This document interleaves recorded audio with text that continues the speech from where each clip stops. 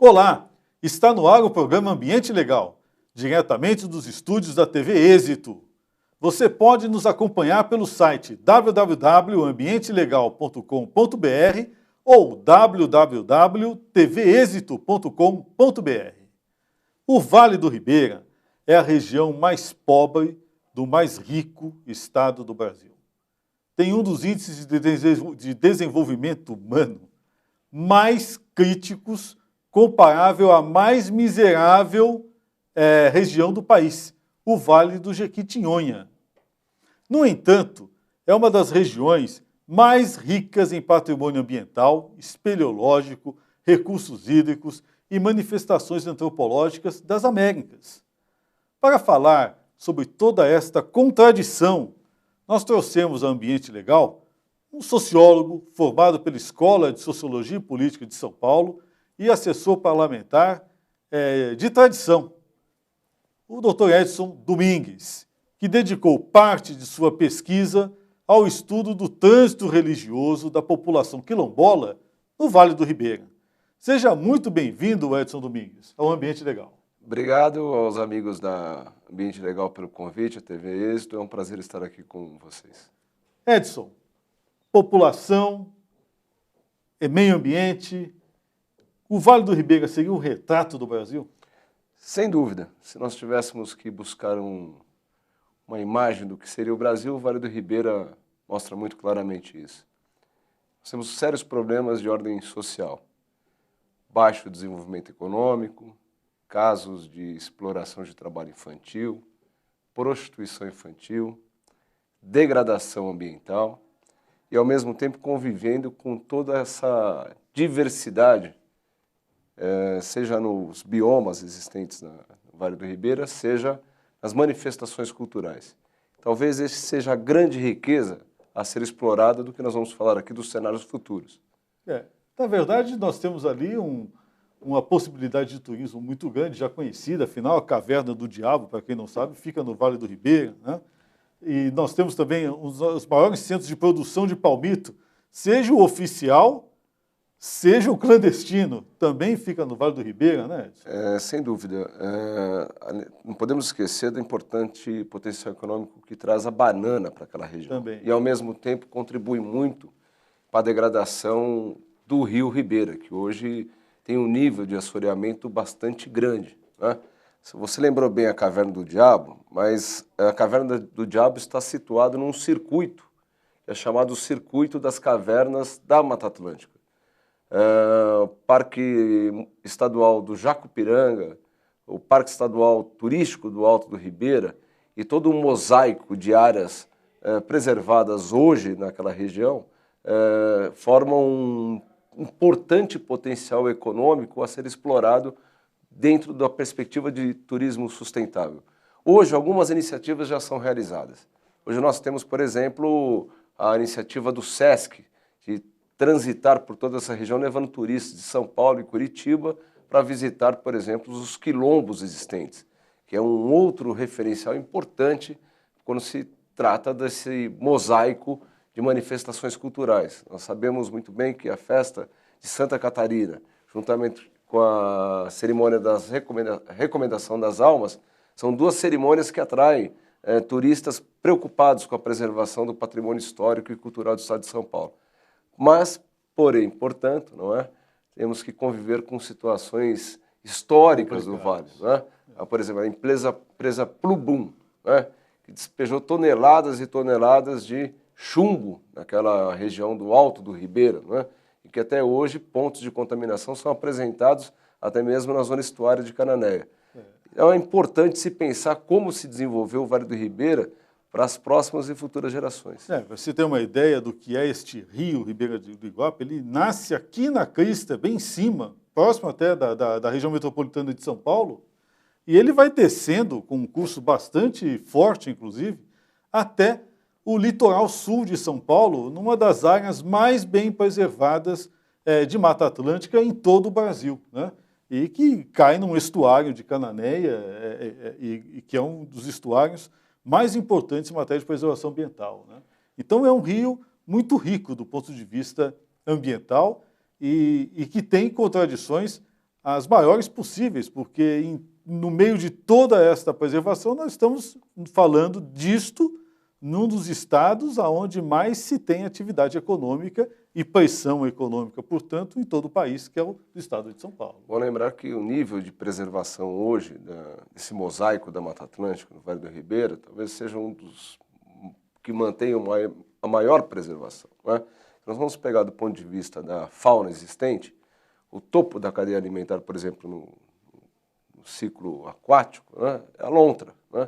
E há ocorrências de lontras em todo o percurso do Rio Ribeira, assim como a presença de grandes felinos. Né? Nós tivemos uma emissora recentemente que ficou lá durante 3 meses para registrar a presença da onça-pintada. Né? Que é o maior felino do mundo. O maior felino do mundo, pois é. E, de todo modo, essa conjuntura de conciliar preservação das populações tradicionais remanescentes do trabalho compulsório, conciliar esse patrimônio espeleológico que o Vale do Ribeira abriga e conciliar com a preservação desse maciço, o maior maciço brasileiro conjunto de Mata Atlântica, está no Vale do Ribeira. Conciliar esses fatores importantes com a geração de renda é algo que precisa ser pensado pelo gestor público.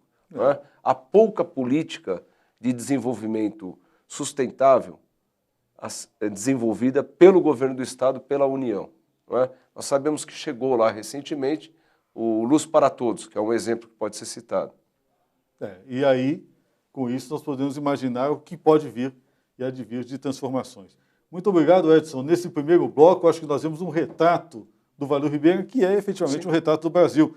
Vamos seguir no nosso ambiente legal para o próximo bloco. Muito obrigado a você que está nos assistindo.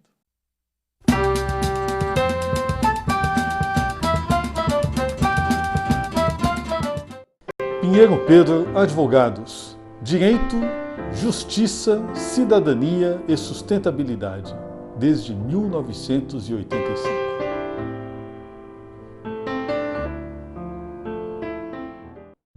TV Êxito nas redes sociais. Siga no Twitter e curta nossa página no Facebook. Saiba primeiro o que acontece na nossa programação. Vídeos, fotos, notícias e bastidores.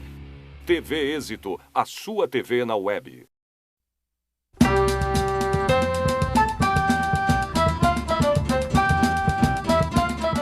Estamos de volta em nosso ambiente legal.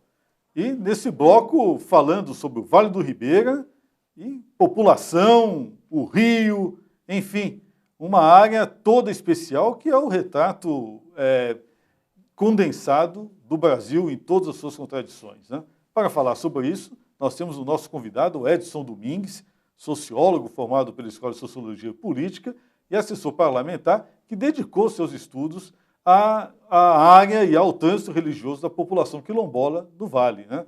Edson, continuando esse nosso papo, como é que é hoje que você vê a população do Vale do Ribeira, né? As características antropológicas deste vale tão especial para o Brasil? O Vale do Ribeira registra o menor índice de desenvolvimento humano do estado de São Paulo. Quando a comparação é feita com o Vale de Jequitinhonha, que é o pior do Brasil. É muito oportuna, porque nós presenciamos a todo momento lá a agricultura de subsistência, né? A taxa de emprego é baixa, principalmente dedicação lá na lavoura de banana, que se paga R$15 a diária, né? Muitas vezes sem direito trabalhista. Parte da população que busca uma formação um pouco mais qualificada vai para registro, né? E quando volta para a sua cidade de origem, por exemplo, Eldorado, que é uma cidade que eu convivi bastante, não tem lá mercado... embaixo, já na ponta. Lá na ponta. Não tem o mercado de trabalho, porque a cidade vive em torno da subsistência da banana, né? E sobra o trabalho bastante disputado na Companhia Brasileira de Alumínio, no município de Cajati. A alternativa para o turismo sustentável, por exemplo, ela ainda é muito pequena, muito incipiente, né? Necessitaria de um investimento maior, né, de rede hoteleira, de aporte técnico, coisa que não ocorre. E o que acaba acontecendo é muitas vezes o trabalho análogo ao regime de escravo, né, em que o sujeito fica subserviente a um dono de propriedade ou tocando alguma atividade vamos chamar de subtrabalho, né? Uma subocupação. O que eu fico impressionado é o seguinte, para quem se lembra, historicamente é importante, o Vale do Ribeira foi objeto de um foco de guerrilhas no Brasil. E por que se deu lá? Se deu lá justamente porque era uma área miserável. Passado todo o período, já falamos aí de 40 anos praticamente, entre esse período de guerrilha até agora, nada mudou. Né? Ainda temos indivíduos ganhando R$15 por dia, é isso? Na lavoura de banana. Na lavoura de banana. E o que acontece? Né? Dada essa situação, há uma perspectiva já há 20 anos, e eu sei que você acompanhou isso de perto, eu ainda acompanho de perto, há uma perspectiva de geração de empregos a partir da nova unidade de geração de energia elétrica, né? Que está sendo objeto de tentativa de licenciamento ambiental.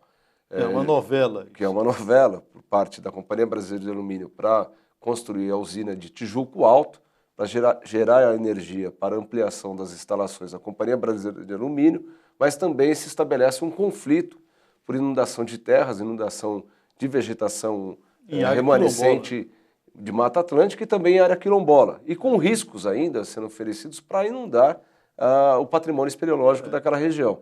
E aí esse conflito ambiental continua travando o desenvolvimento local. E como é que você vê essa questão do quilombola? Você que estudou bem a região. É importante até a gente entender como é que é o fenômeno. Né? Pois o que nós temos observado, que há garantias constitucionais estabelecidas pela Constituição de 88, né? Tem um ato das disposições transitórias que assegura o direito do solo, né, por parte dessas populações remanescentes, porém os conflitos agrários continuam, o conflito por terra continua. Nós tivemos recentemente o assassinato de um líder quilombola na região de Iporanga. Né? As comunidades quilombolas estão muito bem estruturadas para resistir todo esse processo, seja de conflito agrário, seja de inundação das suas terras, seja na preservação das suas tradições, estão muito bem estruturados com o apoio do Instituto Socioambiental. E, aliás, eles já também estruturados há séculos. Há séculos, pois é. Agora, o que se passa, de todo modo, é que há uma tentativa de se infiltrar elementos que são muito presentes, estão muito presentes aqui na capital, que é, por exemplo, o advento da invasão das igrejas neopentecostais, naquelas pequenas cidades, como Sete Barras, Ribeira, Barra do Braço, Barra do Batatal, há uma forte presença, inclusive com apoio parlamentar aqui da Assembleia Legislativa, onde você encontra um viés para permear um pouco mais junto à população com o assistencialismo. Né?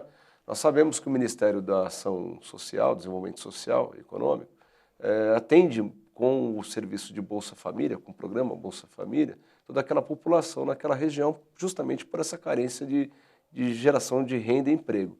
Porém, há que podemos dizer, um aproveitamento de uma situação política. Né? Há um oportunismo, dada a degradação social daquela população. Para se criar um esquema de clientelismo. Sim, de clientelismo. Isso é muito grave, presente. E aí, com o advento das igrejas neopentecostais, essa rede de assistencialismo ela se prolifera, inclusive, nos quilombolas, né? Interferindo, inclusive, em práticas de mais de 300 anos, que é o caso da cerimônia da recomendação das almas. Enfraquece os laços diante de uma cerimônia que tem ligação com a Igreja Católica e religiões tradicionais da África. Né? Essa cerimônia ela acontece... Sincrética, é um sincretismo. Né? Ela acontece na Sexta-feira da Paixão, com vários elementos associados ao candomblé, à Igreja Católica, porém, com a inserção das igrejas neopentecostais, com esse atendimento de assistencialismo, essa situação da identidade cultural, né, ela vai se degradando. O tecido cultural passa a se degradar. Né? Essa é uma preocupação que eu externei na minha etnografia para a Escola de Sociologia e Política, para demonstrar como é que está acontecendo o trânsito religioso por aquela região. Né? As igrejas católicas, por exemplo, a Igreja Católica, né, ela se distanciou muito do Vale do Ribeira, né, tendo oportunidade para que outras suprissem a necessidade de... E com isso também a estrutura cultural se esvai. Né? Sem dúvida. A prática, por exemplo, da pesca de cerco, né, que se estende por toda aquela região até Cananéia, o uso do rio para locomoção, prática assistencial, por exemplo, chega no Vale do Ribeira com transporte, né? Transporte rodoviário. Chega com transporte, por exemplo, para atender pessoas doentes aqui em São Paulo. Leva Leva uma van, uma Kombi para trazer as pessoas doentes de lá para cá, porque lá não tem assistência médica também. Então essa é a configuração do Vale do Ribeira, né? Ao mesmo tempo de uma riqueza de um patrimônio cultural, ambiental, espeleológico a ser explorada e ao mesmo tempo uma população completamente abandonada, miserável, sem perspectiva, né? Nós vamos continuar a falar sobre isso no próximo bloco, né? Mas esses esclarecimentos sobre a população e o rio, né, ficam aí para a nossa meditação após esses esclarecimentos fantásticos dados aqui pelo Edson Domingues. Muito obrigado a você que nos ouviu. Vamos ao próximo bloco.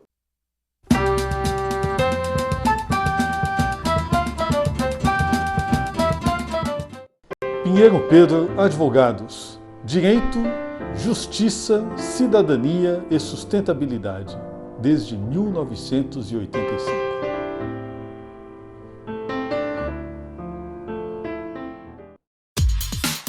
Com mais de 600 metros quadrados distribuídos em 4 estúdios, a TV Êxito atende às necessidades do mercado publicitário, institucional e corporativo. Produzimos vinhetas, programas para rádio, TV e web, campanhas políticas, videoaulas, coberturas de eventos com transmissão ao vivo.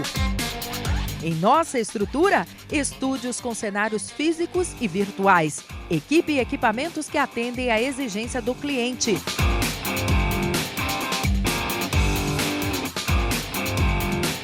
tvexito.com.br, Rua Joaquim Távora, 1493.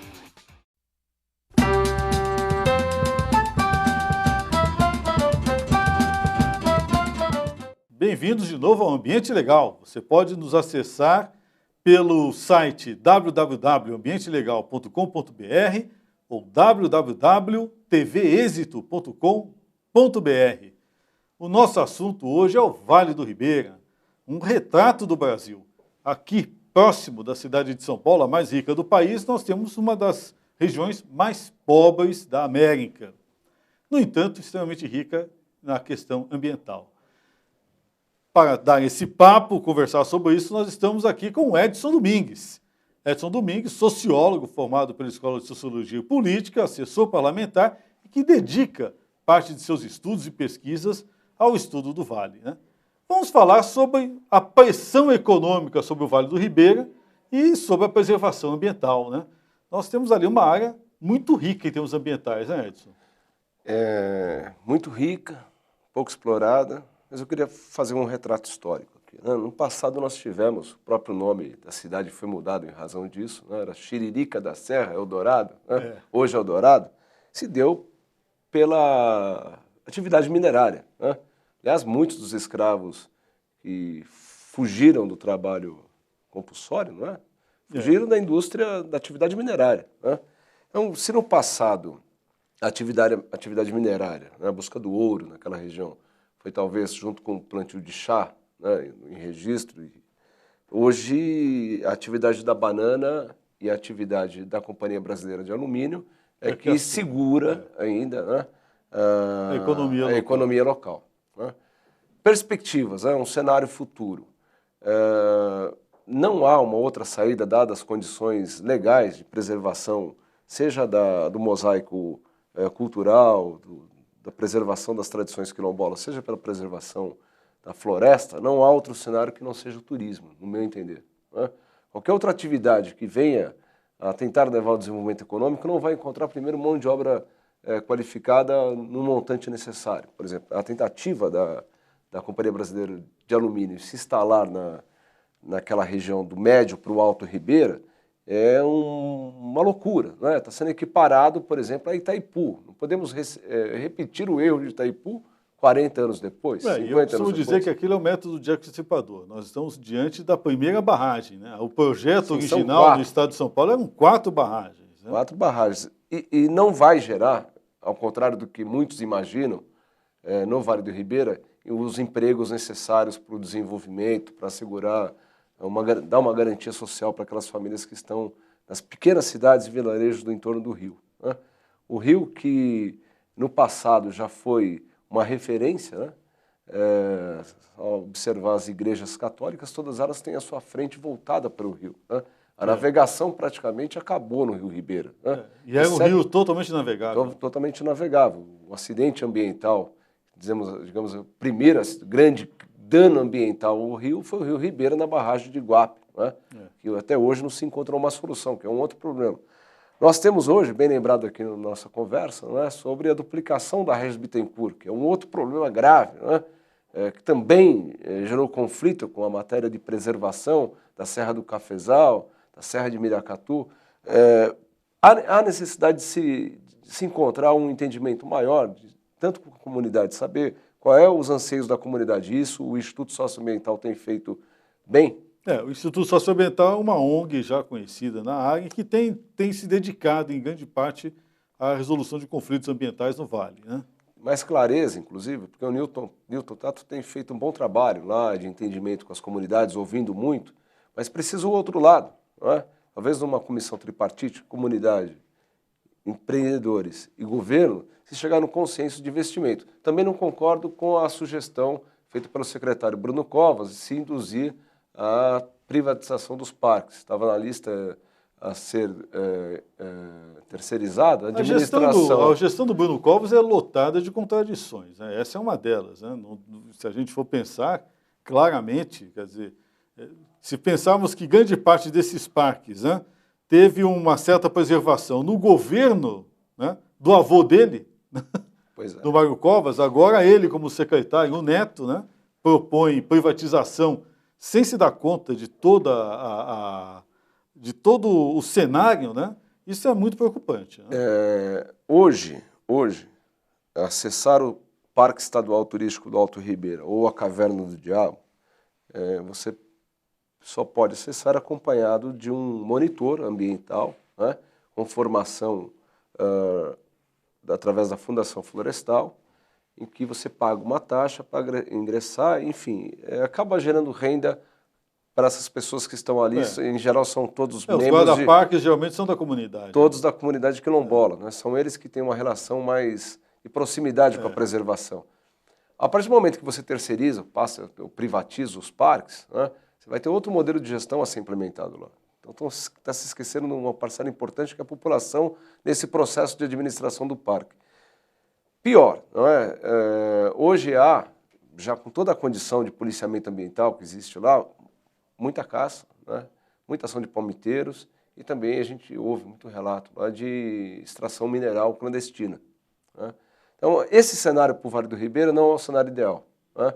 Acho que poderia pegar a oportunidade da duplicação da Serra do Cafezal, onde você vai abrir mais condições de acessibilidade aqui da capital para o Vale do Ribeira e montar novos mosaicos de desenvolvimento. Insisto no mosaico porque a pluralidade, não é? A dimensão cultural que existe ali é farta. Os parques, né? Você falou de um, que é o do Petar, né? Que é o Parque Estadual Forte, mas tem lá a própria Serra do Mar também ali, já também é outra unidade de conservação importante, né? E tem problemas muito sérios de gerenciamento do Estado em relação à população que ali vive, né?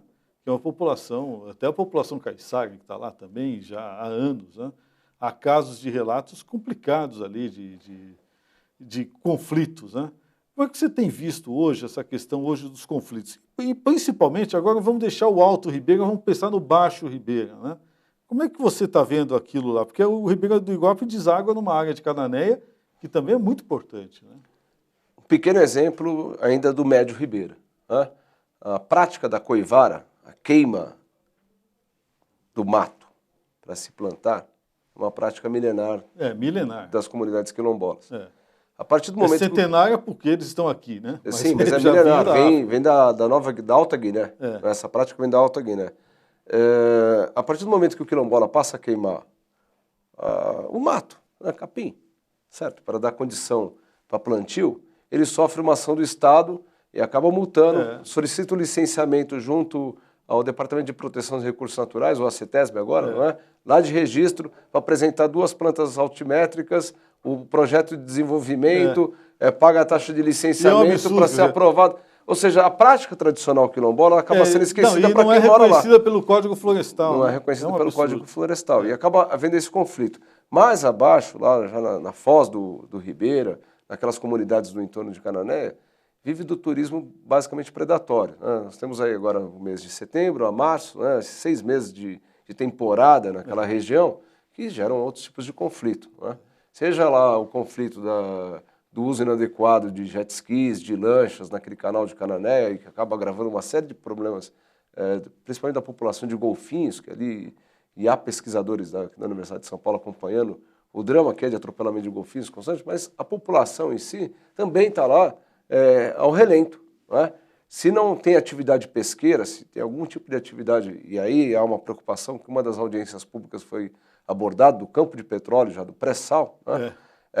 Que tipo de impacto, por exemplo, a exploração do pré-sal naquela região, que ainda é muito preservada, né, vai ocorrer na região de Cananéia. Né? Na especulação imobiliária a gente já sabe que começou a subir o preço da terra porque o licenciamento está na fase final da exploração. Isso é grave. Agora, danos ambientais, por exemplo, vazamento, que tipo de ocorrência pode ter, que impacto pode gerar naquela rica região, né? Zona estuária, né? Muito mangue, muita floresta, né? A própria Ilha do Cardoso, que também é um parque, né? Recentemente apresentado no grande jornal de circulação, né? O abandono do Parque Estadual da Ilha do Cardoso, né? As instalações completamente abandonadas. Né? Essa política de desenvolvimento para o Vale do Ribeira tem que ser pensada num conjunto. Né? Como é que se interage com 2 grandes cidades, que é Curitiba e São Paulo? Né? O SESC conseguiu visualizar isso bem, mas com um aporte pequeno. Né? O desenvolvimento tem que ser pensado pelas os 2 governos, tanto do Paraná e de São Paulo, os 2 governos estaduais. Qual é a política que nós temos em comum aqui? Né? Porque parte você pega Marujá, por exemplo, já é Paraná, que tem os mesmos problemas também. Né? Descarte irregular de lixo. Por exemplo, Vale do Ribeira, né? Necessitaria de um consórcio para administrar seus resíduos. Né? Hoje vão para lixões. Certo? Não tem uma política de tratamento de resíduo para o Vale do Ribeira. Não, e também não tem uma política indígena também, porque os índios atravessaram o mar, foram parar na Ilha do Cardoso, estão lá e estão abandonados. Estão abandonados. Constantemente nós podemos visitar a Praça Central de Cananéia. Né? Praça Central de Cananéia tem lá os índios vendendo seus artesanatos, também uma situação de miserabilidade. Né? E nós não estamos falando de um ponto distante no Brasil, lá em plena selva amazônica. Nós estamos falando de um vale que se situa aqui, ao lado, na região metropolitana de São Paulo, e que dá direto numa das regiões ambientalmente mais ricas do próprio estado de São Paulo, que é o litoral sul. Né? Então, é algo que a gente precisaria sentar e meditar, porque está faltando aí uma iniciativa estadual e estatal forte, está faltando cidadania e está faltando pressão popular, né, Edson? Também existe uma grande mobilização das comunidades ribeirinhas, quilombolas, né? Agricultores também, muito preocupados agora com a possível importação de bananas do Equador e da Colômbia. Né? Há uma organização bastante sólida naquela região, porém não são ouvidos. Né? Cabe aos governos, né, dar um pouco mais atenção e ver o que aquela população está pensando para o seu desenvolvimento. A questão do lixo, por exemplo, é um drama. Né? É um drama. Nas margens do Ribeira, no meio de uma floresta, você encontra lixão. São questões que estão sendo colocadas constantemente por sucessivos prefeitos que passam pela administração dos municípios do Vale do Ribeira, são levados ao governo do estado, ao secretário de desenvolvimento, ao secretário do meio ambiente, mas isso já vem se arrastando há pelo menos 20 anos, essa discussão. É como se fosse um diálogo de surdos, né? Quase isso. Enfim, posto essa questão, que é uma verdadeira denúncia, eu queria agradecer muito a presença aí do Edson Domingues, que nos trouxe aí esse retrato dramático de uma região que foi fruto dos mais variados conflitos ao longo de séculos e que continua abandonada e esquecida pelos nossos governos. Né? Muito obrigado aí, Edson. Eu que agradeço e convido a todos a visitar o Vale do Ribeira, né? Uma boa oportunidade para lazer. Visitem para poderem se conscientizar do problema ali existente. Né? Eu agradeço o convite. Tá, muito obrigado, Edson, e obrigado a você que nos assistiu. em mais esse momento importante, né, de denúncia e de conscientização posto aqui no nosso ambiente legal. Muito obrigado.